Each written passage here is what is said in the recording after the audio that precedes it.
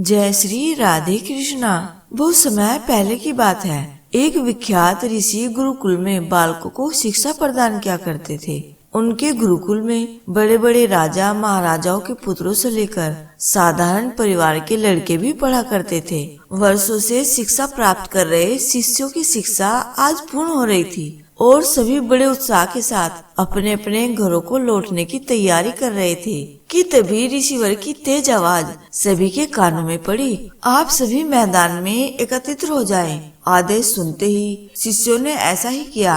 ऋषिवर बोले, प्रिय शिष्यों, आज इस गुरुकुल में आपका अंतिम दिन है। मैं चाहता हूँ कि यहाँ से प्रस्थान करने से पहले आप सभी एक दौड़ में हिस्सा लें। यह एक बाधा दौड़ होगी और इसमें आपको कहीं कूदना तो कहीं पानी में दौड़ना होगा और इसके आखिरी हिस्से में आपको एक अंधेरी सुरंग से भी गुजरना पड़ेगा। तो क्या आप सब तैयार हैं? हाँ, हम तैयार हैं, शिष्य एक स्वर में बोले। दौड़ शुरू हुई। सभी तेजी से भागने लगे।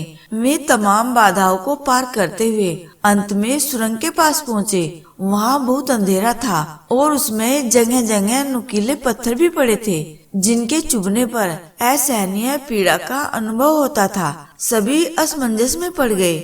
जहाँ अभी तक दौड़ में सभी एक समान बर्ताव कर रहे थे, वहीं अब सभी अलग अलग व्यवहार करने लगे।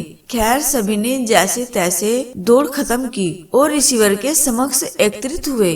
पुत्रों, मैं देख रहा हूँ कि कुछ लोगों ने दौड़ बहुत जल्दी पूरी कर ली और कुछ ने बहुत अधिक समय लिया। भला ऐसा क्यों? ऋषिवर ने प्रश्न किया।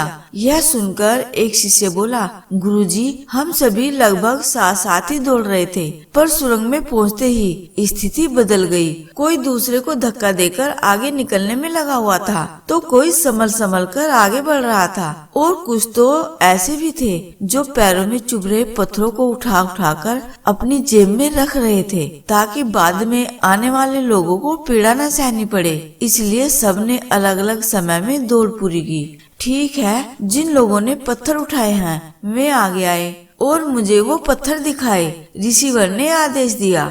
आदेश सुनते ही कुछ शिष्य सामने आए और पत्थर निकालने लगे। पर ये क्या, जिन्हें वे पत्थर समझ रहे थे, दरअसल वे बहुमूल्य हीरे थे।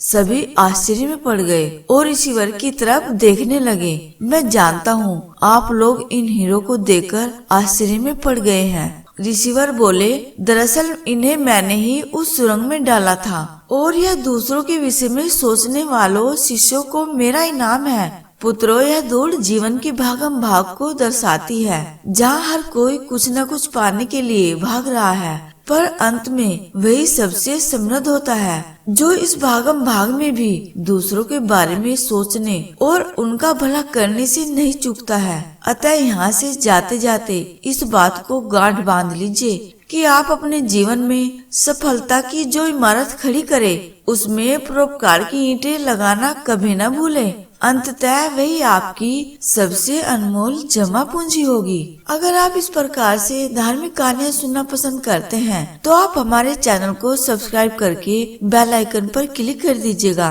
और वीडियो को लाइक करके शेयर कर दीजिएगा और कमेंट बॉक्स में लिखना न भूलें। जय श्री राधे कृष्णा।